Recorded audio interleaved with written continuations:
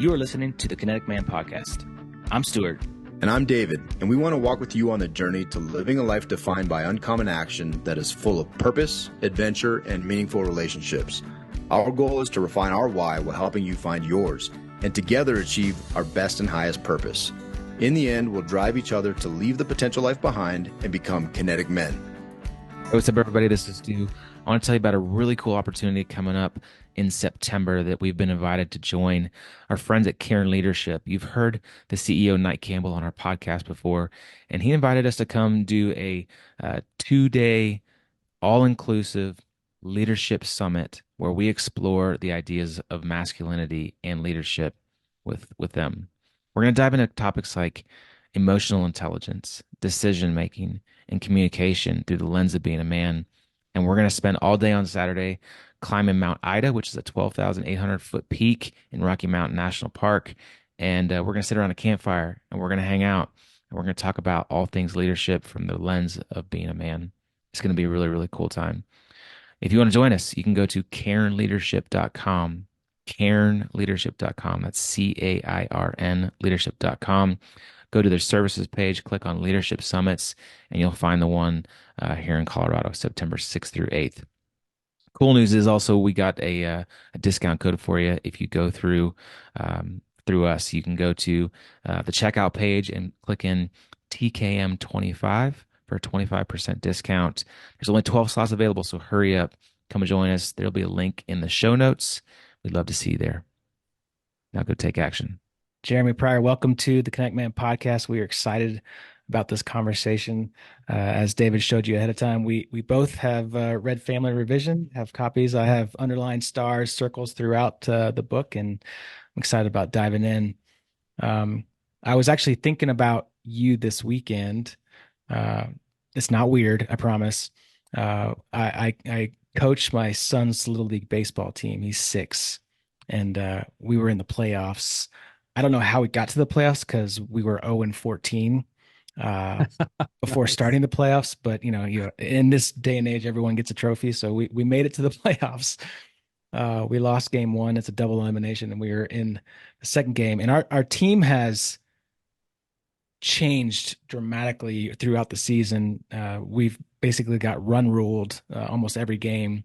But at the end of the season, we were kind of starting to pull it together. And this last game, they just turned it on. Like, they were a completely different team, and like they were scoring runs. I think we scored 17 total runs, which is more than we've scored the entire season of combined games. And we were winning. We ended up losing the game. The other team came back, but like for a period of time, like the crowd was involved. I looked out. My daughter was there. My older daughter was there. My mom, their grandma was there. My wife, like the whole family was there. And they were just like cheering, and like it was just like this dynamic family, team rooting on my 6-year-old son playing baseball.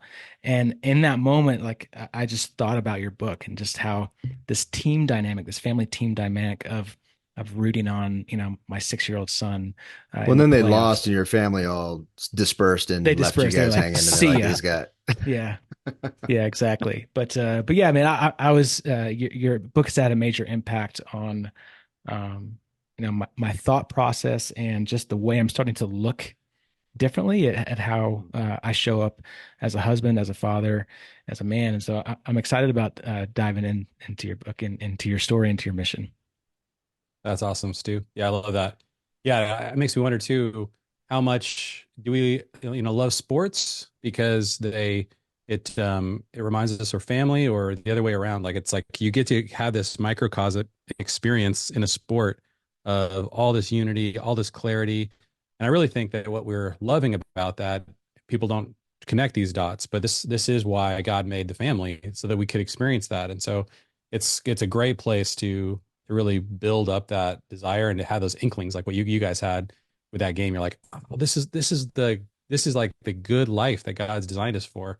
Imagine if the team that you got to live life with, instead of coming and going and changing every season, imagine getting to live life with a team that is learning how to win for decades and decades, or even generations. That's sort of the dream, right? That we have for family and that God really has given us in creating families the way he did. So yeah, that's a really those moments are so important.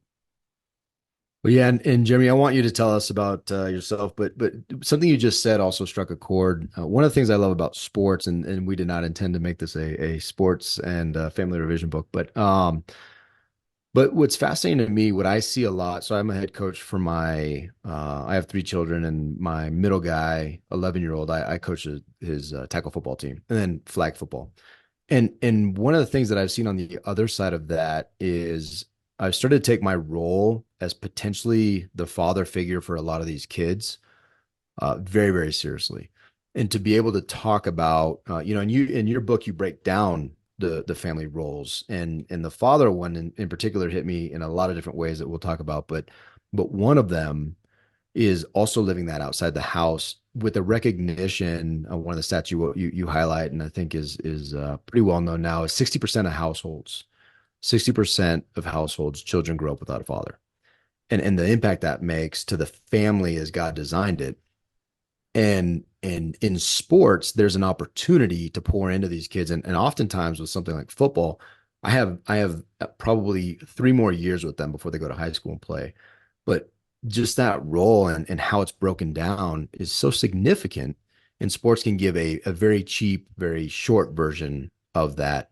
But I'll tell you, that very cheap, very short version is sometimes the only version that a lot of these kids have, particularly these young Yes. boys. Oh man. Yeah. It's tough because you only grow up in one kind of family.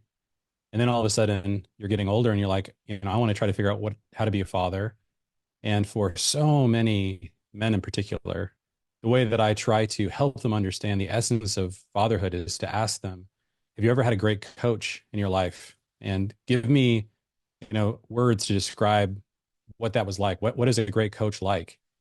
And I think that if Abraham were to somehow get into a time machine and come to our time, once he got over all the understandable shocks, I think he would find himself relating far more to the head coach of a sports team in terms of his role as father than he would a modern Western dad. And this is something that I think we have to be aware of. And I do think that that allows us to have this incredible training ground for building up our own fatherhood by coaching, like you're doing, David. And then also it gives us an opportunity, like you're saying, to actually help, you know, fatherless kids experience fatherhood. And I wish that the dots were a little bit more clear because I think sometimes, you know, then sometimes kids get obsessed with sports and then they don't really think about raising a family. And so part of what we want to do is connect those dots. This is what you're experiencing with good coaching is simply good fathering. And what we want to begin to try to promote or try to lean into as men is, and I go to coaching books to learn about fatherhood. I go to like coaching interviews, and, you know, like biographies about coaches. These have been more helpful to me than almost anything I've ever read about fatherhood because I think that it's far closer, at least in the modern world, to the way the Bible describes fatherhood.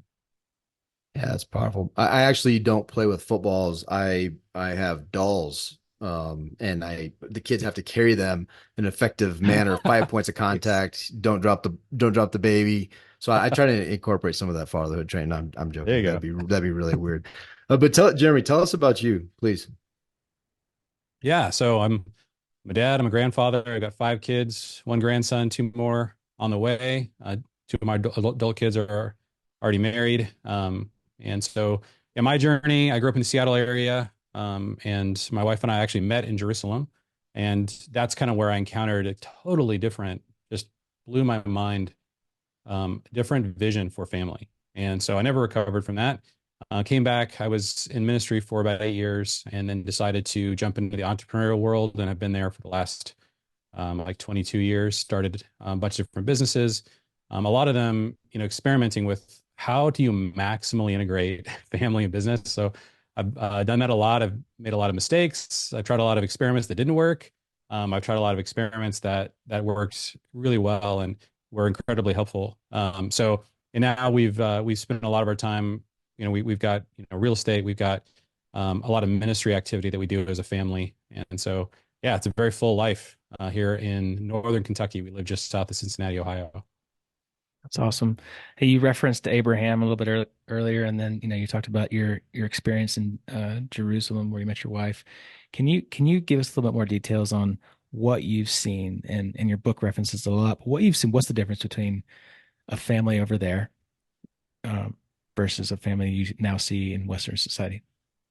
Yeah, well, one of the greatest things about any kind of traveling abroad to different cultures is you get to have, for the first time, you kind of see your own culture through a different lens. Like, when you're just living your own culture, you're like, this is just normal. This is what fatherhood is. This is what family is. This is what motherhood is. This is what sonship is, or whatever. So, having grown up in Seattle, Seattle, I think, was the first city in the country with more dogs than children. I was mostly working with public school kids through youth ministry. And so I just saw so much brokenness, and, family just looked like this experiment that had gone off the rails. And a lot of people that I knew were opting out. They were, deciding to, just do live-in stuff or whatever. I was, trying to really follow Jesus. And so I wanted to get married. There was some clear benefits, to getting married that I was excited about, but I wasn't that excited about being a dad. Like that wasn't something that I was passionate about. And so when I first came to Jerusalem, the thing that really shocked me was how much I saw men with children. So saw it in the airplane, saw it, as you just walk around the city. And I remember one day I was just sitting on a bench and I watched a group of dads walk past, all of them pushing strollers with little kids in tow. And I just was like, that's so weird. Like, I've never seen that before. I've seen mommy brigades. I've never seen a daddy brigade. There's even a crosswalk sign that I show people of a dad pushing a stroller with a bunch of little kids. And this is like, watch out for this, because this is a very common scene in Jerusalem. So I just started asking the question, why are these men so into kids? And specifically, why do they want to be fathers? And I honestly, my first thought was they don't know that it sucks. Like, they don't know how hard it is. Like, I just assumed I knew better and they would eventually grow up and become a jaded person like I was. But then I started, wondering, well, I'm in a different culture. Maybe I should, be a little more curious. So I started asking some Jewish and Arab fathers to talk to me about their understanding of fatherhood. And I was just shocked. Like I said, I've never gotten over it. Like, they started presenting a vision for fatherhood that I'd never considered before. I didn't even know anybody who had ever really talked about it before.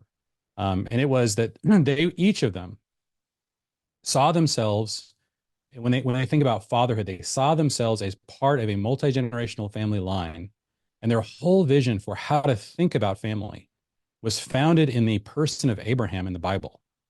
And I was like, I had never thought about that before. I don't know what it would look like, or what it would be like to see fatherhood primarily founded through that lens. So I started to imagine that. And what was really weird is that I had actually spent a semester studying the Torah, the first 5 books of the Bible, with the top, like, Abrahamic scholar that I knew in the country.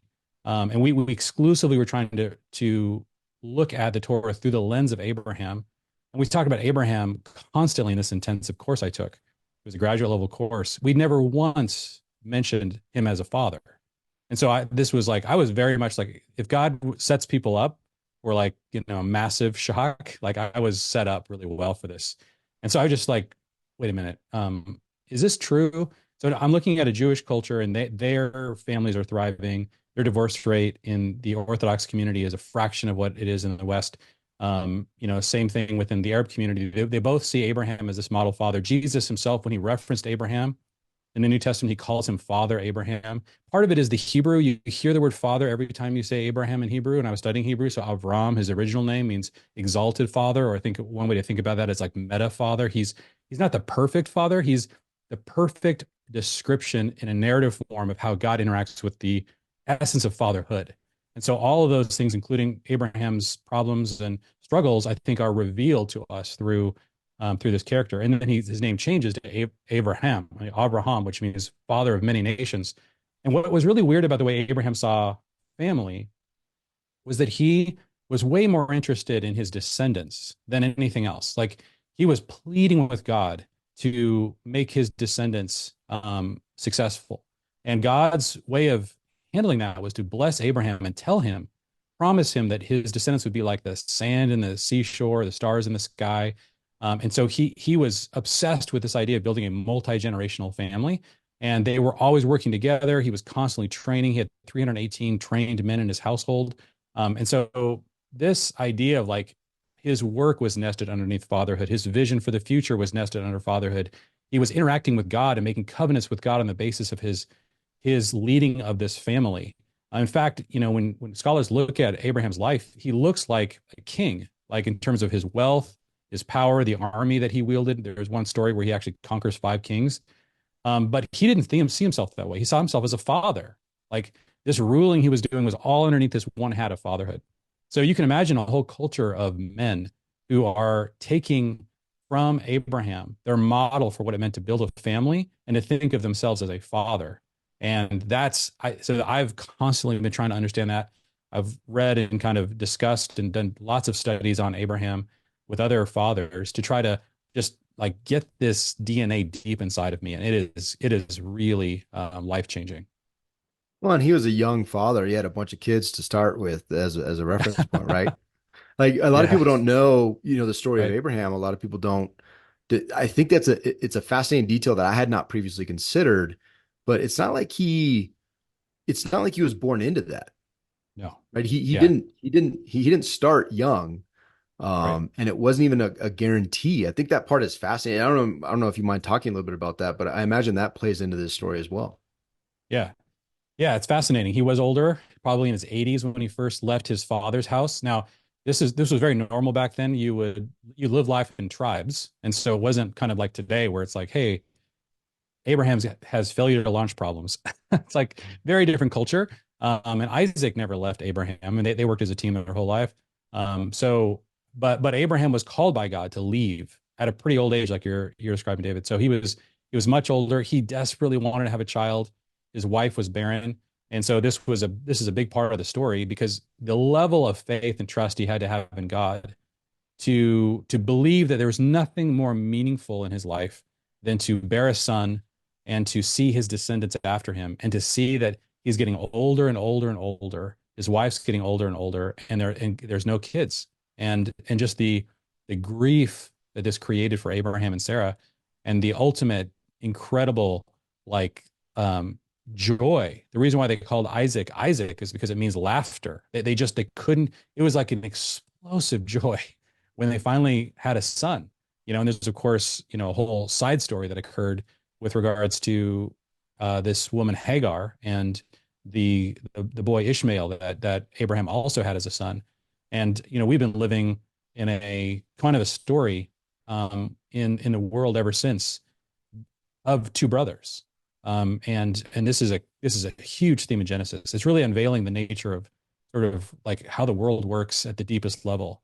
And you see that with Cain and Abel. You see that with Ishmael and Isaac, with Jacob and Esau, with Joseph and his 12 brothers. So there's so much going on in Genesis. It's like so multifaceted, multi-layered. But yeah, what you're describing, David, it's not a simple story. It's not like his young father and everything worked out great.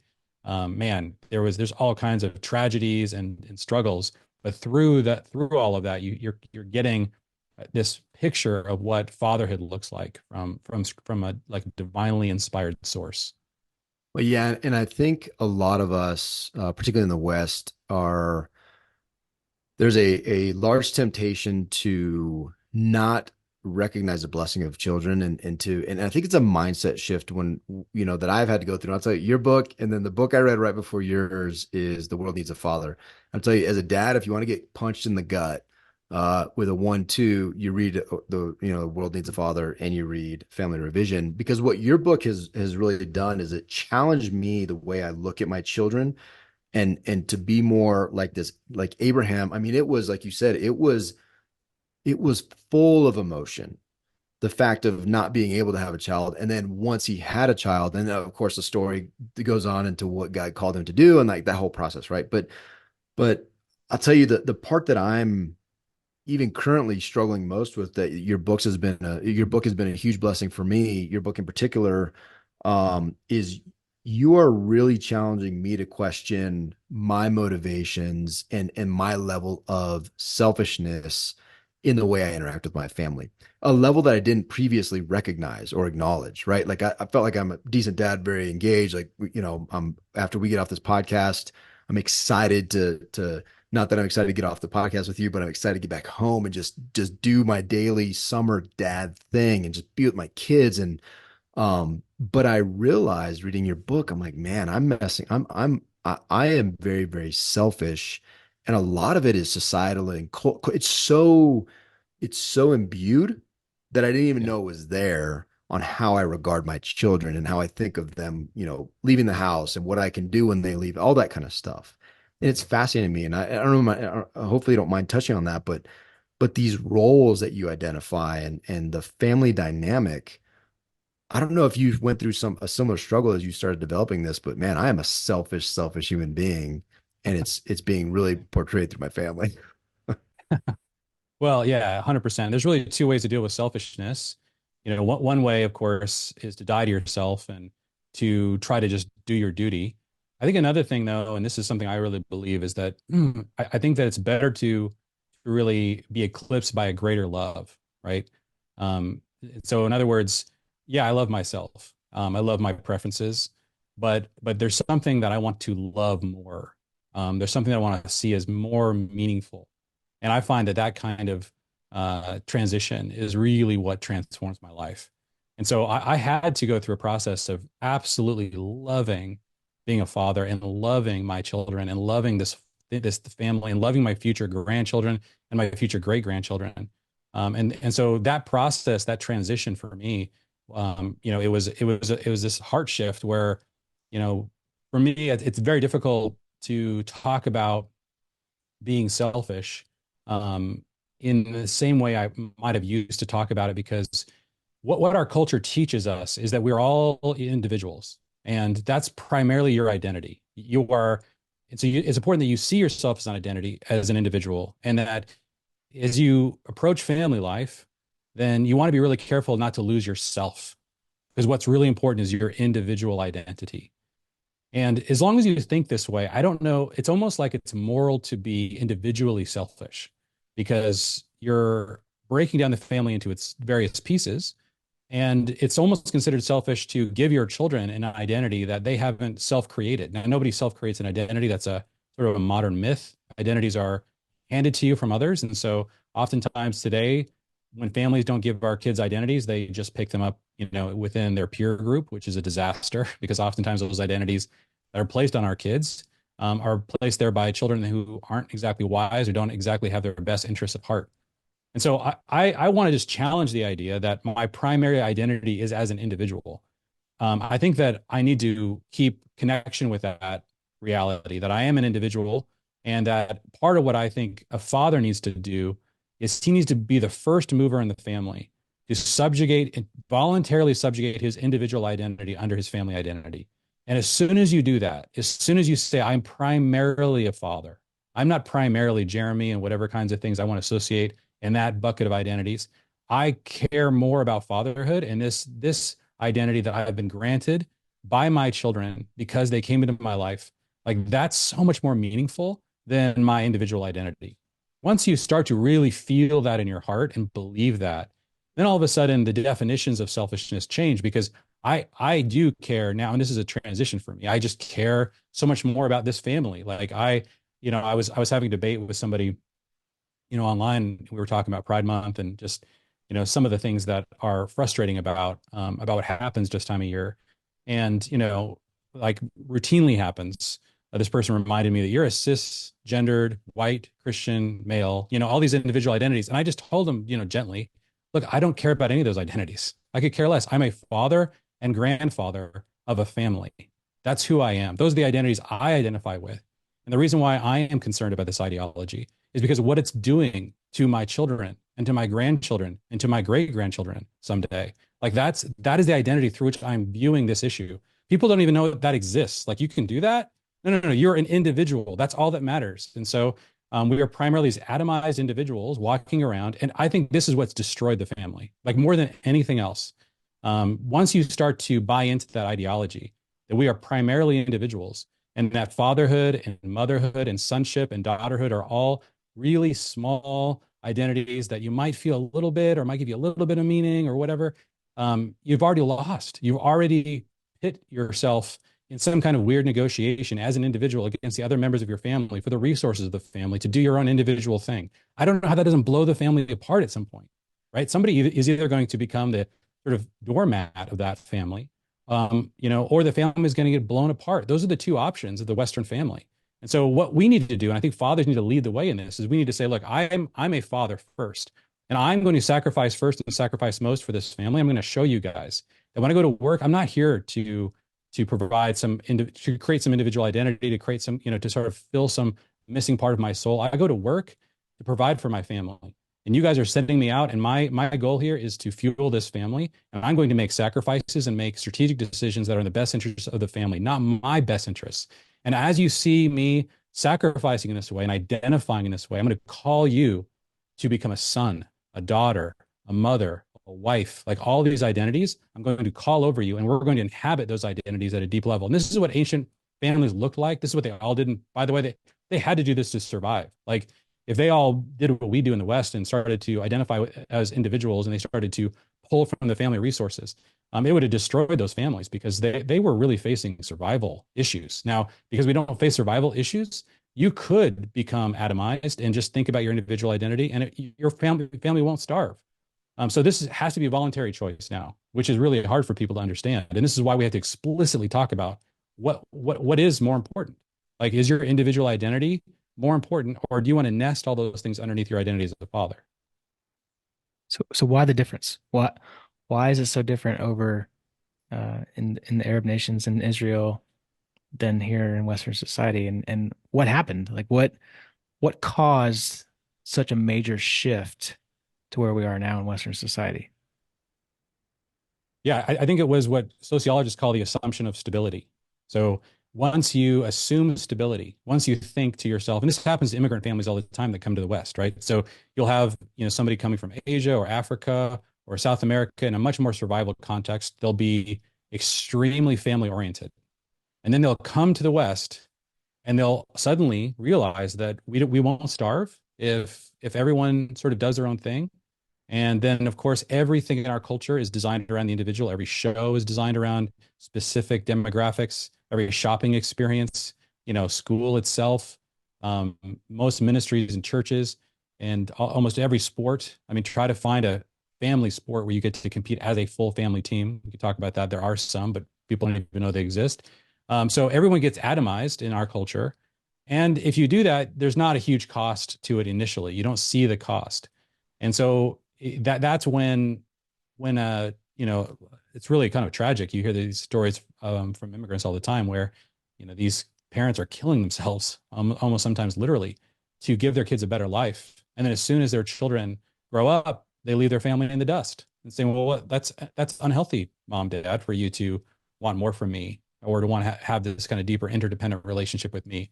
I'm an individual, and so I think that we have this ideology that's very deep. And so there are cultures, and it's interesting, with all the countries in the world, there's only one Western nation in the entire world, one developed country, where the birth rate is above replacement. You guys know where that is? Israel. Israel's the only one. So to answer your question, Stu, it's Abraham. That's why I'm telling you guys, this is such an important thing. If you do not begin to develop an Abrahamic vision for family and you live in the West, your family's days are numbered, because you're going to devalue children and your family line is going to become extinct. And so we're seeing that happen.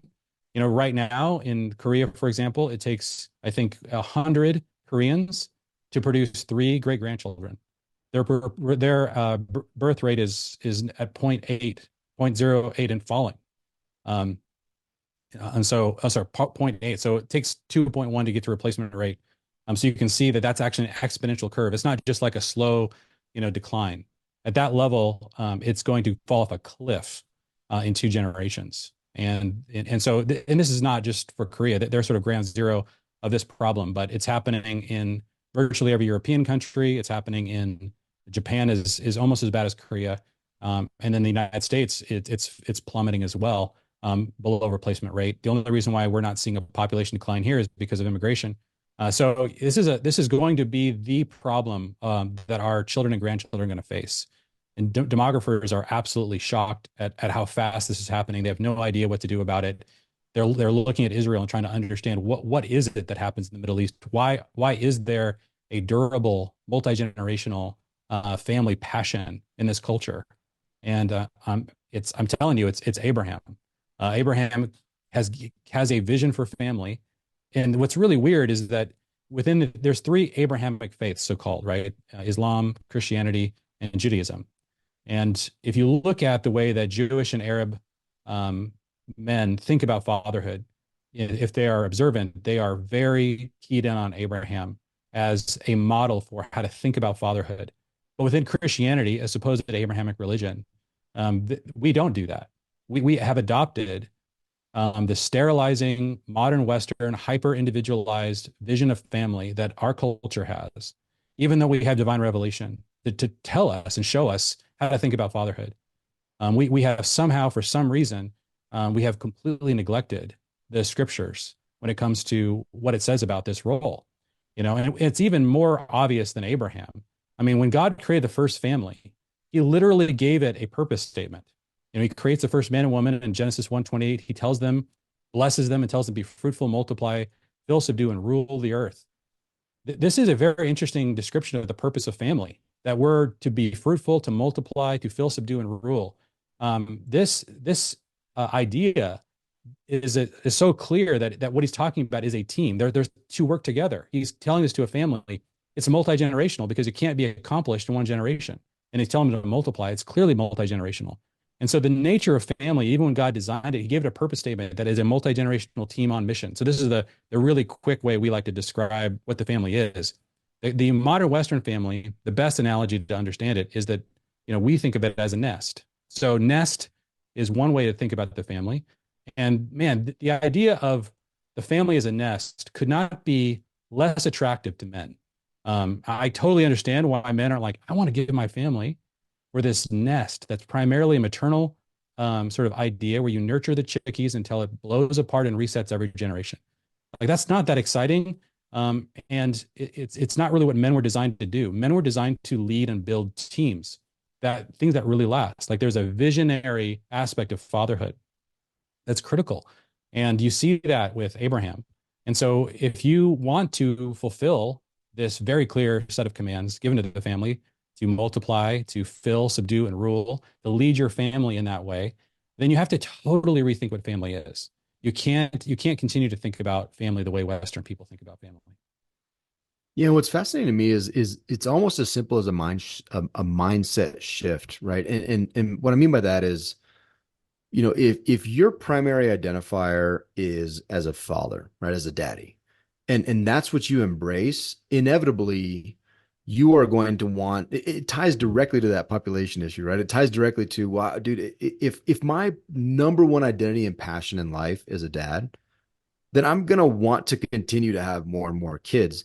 Not necessarily for the practice of having kids, that being passionate about that. It's the kid, it is the quiver, right? It is exactly what, and it's fascinating to me how I think even if you're a non-believer, if you identify as a dad, we're built to pursue the things that we that are our passions, right? That we identify as. And if it's a military officer, then you have stars on your mind, right? You have, okay, I want to be an admiral or a general, whatever, if you're in a lower service. But as a top service Navy guy, you want to be an admiral, right? Like that's your goal. And if kids, or if being a dad is your goal, the natural byproduct of that is children. And it's a fascinating thing because I don't think, I'll tell you, for me recently, it was we talk about in the Connect Man all the time in our men's group. We often change when we're exposed to an idea that's better. Right. And it's just not, no one's ever said, it's not celebrated. People don't say, hey, dude, like dad is the coolest thing ever. Yes. But even reading your book, like just recently in the last week or so, my mindset has shifted and it's been dramatic. Like it's really causing me, I mean, it's hard to frame it in the question I asked you earlier, right? Or I guess the statement that your book has challenged me to reassess my motives. But I can honestly say that with that challenge, I've changed my thinking, and with the change in thinking, like I look at my kids very, very differently. I mean, it's had very practical, there have been very practical outcomes in the last week by just thinking of, hey, I'm a dad first. Right. And That's it it's right there. fascinating, right? It's Yes. so it's not radical. And my question, my next question for you is Stu and I were talking about this earlier, and I'm like, man, as we were talking, I was thinking of Ecclesiastes, the hevel, the life is a mist, it's grabbing smoke. And I'm like, man, I'm like hopeless. Like, how does this is a tidal wave, a societal tidal wave. Turn this? How do we turn the current trends? Because I personally don't think, I think 60 in 10 years, we're gonna be like, man, remember back when the fatherless rate was 60? I'd love to get back there because Right. I don't see how we change the tide. I'm just curious how do we do this? Yeah. I think our job as the church is to be light in a dark world. And sometimes the more dark the world, the clearer the gospel is. And so I don't know that it's a disadvantage. What's really dangerous is when the church becomes like the world. So then a darkening world is very threatening because it's infected us. And I think this is where we're going to have to somehow figure out how to separate, kind of like, Rod Dreher's book, the Benedict option, or my wife and I were just in Amish country, and we go about once or twice a year. And the primary thing I'm doing is for my soul. I sit there and watch some Amish guy. I watched this amazing scene of this guy with like these four giant horses, and he was pushing them. I saw all of these scenes of like kids working together and playing together, and just and so I just look at those scenes. I don't want to be Amish, but one of the things I love about watching the Amish is it reminds me we're in a free country. And if they can do that, then we can certainly build a different kind of family. Like it's all our choice. We're the ones who've decided to capitulate to the culture. We're the ones who decided to give into all of these ideas and to not look at scripture and to look at other ways of other trends that are really popular, things like, gentle parenting or whatever, sort of like our diet. Like we don't remember any ancient things about food. And so we are just at the whims of any kind of industrial food culture. We are also at the whims of any industrial or political or psychological parenting culture. Like, and so Christians are just carried along because we don't, part of this is this separation that we've experienced from our Hebraic root structure. The New Testament says some amazing things that is very helpful. The very direct thing it says to fathers, do not exasperate your children, but bring them up in the training of the Lord. I think is super helpful. But most of the content, especially about multi-generational family, is in the Hebrew scriptures, right? The Old Testament. And so to the degree that we have unhitched from the Old Testament, or we have not really understood its purpose, and when Paul said all scripture is God breathed and is useful for teaching, for training, for correcting, for rebuking in righteousness. Like when he said that, he was talking about the Hebrew scriptures. And so they were the curriculum that the Jewish believers were using to disciple the new Gentile Christians into a Hebraic understanding of family. And we have made a decision in the West, in the Protestant world especially, but also I think in the Catholic world and in other denominations, to completely ignore the Hebraic root structure of our faith. And by doing that, we've really unhitched ourselves from a biblical understanding of family. And so it leaves us vulnerable to the darkening culture. So I'm very excited about the future. I'm excited about our family. I don't really see any forces that are at work that can penetrate the family in a predictable way that is rooted and grounded in Scripture, and is inspired by the gospel. We have the best story. We have divine revelation. We have the Holy Spirit. I mean, it's amazing all the advantages we have. And so I don't see any reason not to be hopeful. But yeah, the world is going to get darker, and so we need to become careful and thoughtful about how we're leading our families to be a light in a darkening world. Well, let's be honest. The Old Testament probably isn't as easy to read as the New Testament. I mean, Leviticus is one of my favorite books. It's I read it over and Yes. over and over again. Same. Yeah. Well, let's shift to your mission and what you're doing about this. Let's talk about Family Inc. and what that looks like. What is that, and how do people find out about it? Yeah. Yeah. So me and my partner Jeff Bethke, our families, the Bethkes and the Pryor, started family teams, and so we've so the main reason why we started this organization is to do exactly what you guys were describing. That is just to let people know that there is a biblical blueprint for family that is just unknown in Western culture. So our mission is to restore the biblical blueprint of family. It's not we're here just to explain to people there's a choice. I mean, I just think about what kind of father I would be if I didn't encounter those Jewish fathers when I was 23 years old living in Jerusalem. I can't even like, yeah, I shudder to think. I just didn't value children. I was so hyper individual. I still struggle a lot with this stuff, like hyper individualism. Again, I was raised in a culture in the West Coast that just celebrated that. And so that was very difficult for me. So I just want people to know that there is a different way of thinking about family. And then the next thing that happens though is that when people begin to get they get an understanding, they have this mindset shift that you were talking about, David.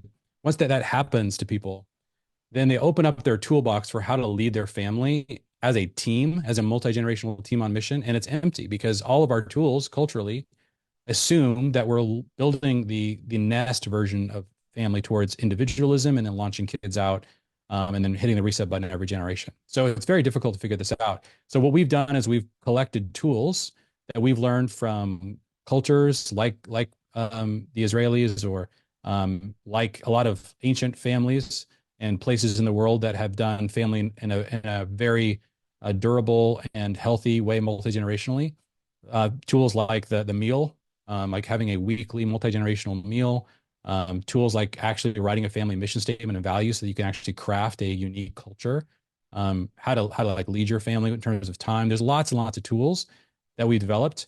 Family Inc. is one of those tools because oftentimes when people start to have this shift, they begin to realize, okay, I'd love to live with my family as a team, but we are all becoming hyper individualized. And a lot of it is because I'm working 50, 60 hours a week. My wife might be working, my kids are all in school.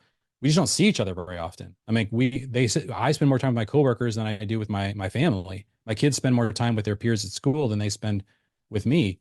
What do we do about that? And so part of what we did with Family Inc. is I'm just like, guys, I mean, I had that epiphany. I cried out to God. I just said, God, please help me go through a transition. And I did really, like, praise God, I got a business idea late one night that just came out of the blue, and it changed the trajectory of our whole family.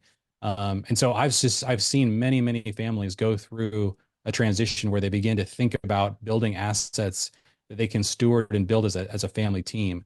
And so a lot of people are not wired to be entrepreneurs. And so we started Family Inc. to help kind of walk you through patterns that somebody who's not an entrepreneur, not wired to necessarily be a hyper creative problem solver, how they can begin to build assets for the purpose of really spending time together as a family. So yeah, that's the huge part of what we've been working on lately.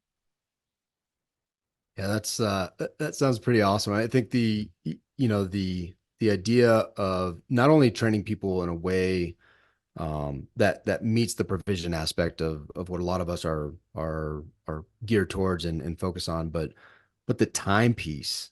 I think we underestimate just the time piece spending, and what's fascinating is we underestimate it, but we don't apply the same filters to like YouTube or the other social media outlets. It's something that I think is just an awareness thing. And I think the thing that I love about your message, probably what I love most about what you're doing, is that it is achievable, right? It's not something that is outside of our grasp. It's not something that Right. it's not idealistic.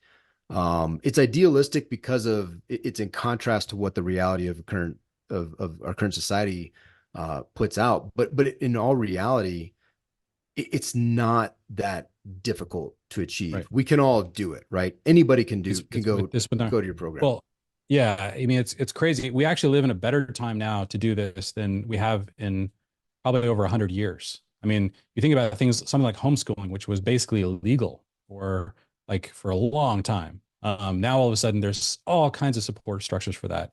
When we were if you try to build assets like in the 50s, 60s, 70s, it was a lot harder because it was more of a manufacturing based industrial economy. You needed a lot of capital to start a business. There's all kinds of businesses you can start today. We have a whole library in Family Inc. of ones that have actually worked for current family teams that have done this. And it's much easier now than it has been in other times. And so, yeah, I'm very optimistic about this. It is the mindset that needs to shift. That is the difficult part. But the actual different things you get to do, I find it is not that complicated. It's very much within our grasp. Is fanny pack modeling one of the businesses on that list of family businesses? Is Because it a we've not certain made your any money dreams on it too? yet. We've not Yeah. made any money on it We yet, we're but not we're there trying. Oh, yet. this is Yeah. David's Well, business. this is a multi-family, multi-generational plan. Fanny pack modeling for the Graziers and the Gutierrezes. Yeah. Yeah. Guys, do it. Yes. The, Hey, the hey, other look, one is Jeremy, bouncy house business, bouncy castles. That's the we're other one. very serious businessmen on this podcast. Okay, Yeah. so I don't want to paint a picture that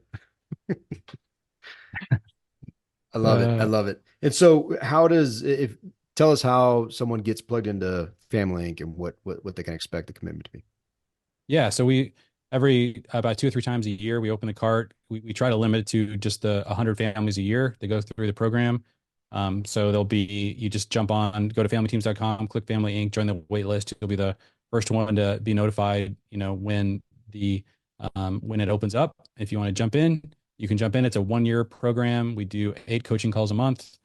We have about a 40 video curriculum that kind of walks you step by step through the 7 steps, the family freedom path, we call it. You get access to that library of business ideas. We don't have any packs on there yet, but if you guys make a killing, then I'll record a video and we'll put that in the library, and we'll get you guys some competition. yes. So Oh, that's and we really, to be fair, we've only been trying this business for like the last 7 years, so I don't think we've get enough time to really get some more incubate. time. That's Just great. curious, so David and I are we invest in real estate a lot. I'm assuming that, real estate is a topic that you guys hit on, and a section of your book does talk about, just investing in these multi-generational assets. And it really just got me thinking even more so about, as a family, how do I get my children involved in investing in real estate and kind of teaching them, what we're doing, and looking at, more Yes. like land options and stuff like that. And it was exciting to me. Yeah, I love that. Yeah, one of the things that's interesting about real estate is that a lot of the downsides of real estate, and the main reason why people are like, I'd rather invest in the stock market or some other paper asset, is because it's work. You got to rehab a house, you got to like deal with tenants. The cool thing about that is that then requires lots of skilled people. And so I find that what is a negative for a lot of people in investing in real estate, once your kids get to a certain age, it becomes a positive. And so we have families in Family Inc. that have like flipped houses together with all their kids, their sons and daughters working. And I think it's a great asset class for investing. If you want to build a team. I mean, it's like sometimes you get involved with something that's way over your head and you got to get your family together and say, guys, like, I'm sorry, we have to work a lot of hours together. We gotta build assets. This is something that I want for generations, that this is going to produce income for our family. So yeah, I'm a huge fan. In the way that we approach the whole idea of investing in Family Inc. is, so we encourage people to, we tell them businesses, you don't start a business, you start 3 businesses. And basically what happened is we've seen virtually everyone who's been successful do the same thing. I didn't invent this. I just watched it happen over and over again. Like our family did it after hitting some dead ends and going through some really tough years of business ownership. Then I saw other families in our area that we were all collaborating do it. And so basically the 3 businesses are, the first one I call a freedom business, which is sort of like often a service-based business based more on your time. Those are very easy to start. You can pull all the money out every month. Usually require almost no capital to start. So it's a great way to get business experience. It's a great way to get free from an employer. There's lots of opportunity. They're regional, they're less competitive. And so there's hundreds of ideas that you can often do, especially if you live in a populated area, of a service-based business that you can get started. We've got guys who have started, really awesome businesses they have very little experience. And so there's lots of ways to do that. So once you spend like a year or two getting that going, then we encourage you to start a scale business. One of the problems with service-based businesses is that they just are so tied to your time. And so it's difficult to get time freedom in a service business. It's also difficult to get the level of like leverage or money to really invest a lot in real estate, to buy assets, put those down payments together. So So then we encourage you to start a scale business. So a scale business is any kind of business idea or process that doesn't tie the income that's generated directly to your time. This could be scaling your service business. You could like have 3 or 4 crews going by by a certain time if you've got a lot of opportunity in your area. But there's a lot of ideas of scale businesses. So, fanny packs, that would be in the scale business category. It's not tied directly to your time. It could really take off, or you might, see you're putting time in and you're not getting anything out. Like scale businesses are that way. And so we encourage people to do that as a second business. And then the third business is a legacy business. And that's where you create an investment thesis that you and your family are really trying to understand. This is where we put our money, and this is where we maximize a return on our investment. These are when we buy capital intensive assets like real estate. And so that's the process that we take our families through so that, they can do this in a way that is less risky. Because what most people think of when they think of being an entrepreneur or starting a business is 99% of the time they assume you're talking about a scale business, and they're looking at Shark Tank and they're thinking about tech startups. And they're like, I don't have an idea like that's going to change the world. It's going to be some giant unicorn that's going to blow up and make us $1 billion. That sounds really risky and like it's really unlikely. And so I understand why they're thinking that. That's why we tell people, look, that's not the way the vast majority of small businesses are not like that, right? They are basic service-based businesses that are regional. And so if you do that and you learn business that way, we find it a lot easier to get to success. That's awesome. I love the holistic approach to the training. And I'll tell you, Jeremy, I just looked at the clock and I'm like, oh my gosh, I can't believe we've gone on almost an hour already. And I'll tell you, we would love to have you back on because I think there's just, I want to leave you with some encouragement. One, the book, absolutely. Well, you've got a couple books out, all amazing. We both have copies of your other books as well. But the books are amazing. The website, obviously the Family Inc., the training, you are training people how to make true impact, right? And a big part of that is, I mean, we're obviously as men and dads, my mind went to the father focused parts of the book, but the idea of the family and just that the impact that will resonate through eternity with what you're doing is so fascinating. It's absolutely beautiful, and it's purely the hand of God, right? I mean, God is blessing you, but you are also a tool through which He is blessing so many families. And so we're just extremely grateful for you and the heart that you have to redeem families. It's very powerful. And we're humbled that you join us. So thank you for that. Awesome. Yeah. Praise God. Thank God that He provided us with this information. Like, we want to dive into it. But I really thank you for that encouragement. Thanks, David. No, well, I don't think it's an accident that God used Abraham, a man who couldn't have kids until his 80s, and Jeremy, a guy who was like, "Dude, kids are gross. I don't even want that." To really make such a powerful movement. So, thank you. Guys and gals, hey, reach out to Jeremy. We'll put all of his information in the show notes. Read his books, multiple books. They are awesome. They will change the way you look at family and dive into family Inc., family teams. Jeremy, thanks again, man.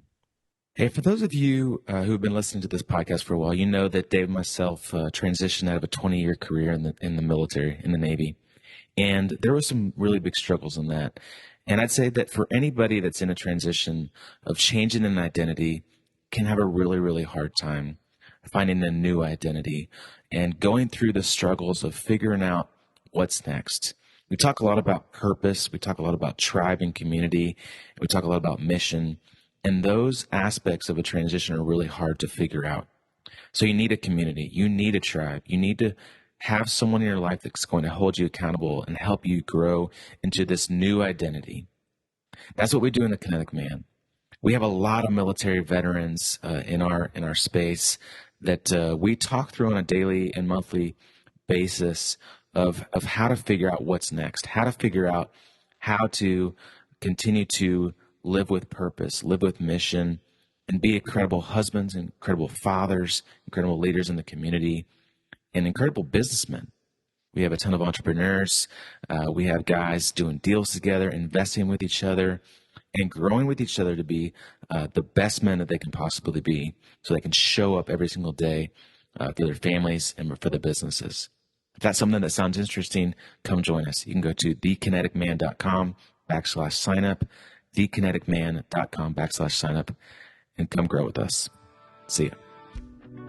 Thank you for listening to the Kinetic Man podcast. If you are growth-minded, community-focused, and willing to take uncommon action to redefine success and live an abundant life, visit our website at www.thekineticman.com to see all the ways we can connect. And on our website, you can find more information on everything we're doing, like joining our meetup page to get the details on our webinars and our local Thursday gatherings here in Colorado. From our site, you can also find more information on and sign up for the next Kinetic Man retreat and the next house of our mastermind group. Finally, we always appreciate your love and support. Please share this episode and go rate us on your favorite podcast player of choice. Thank you again. Now go take uncommon action.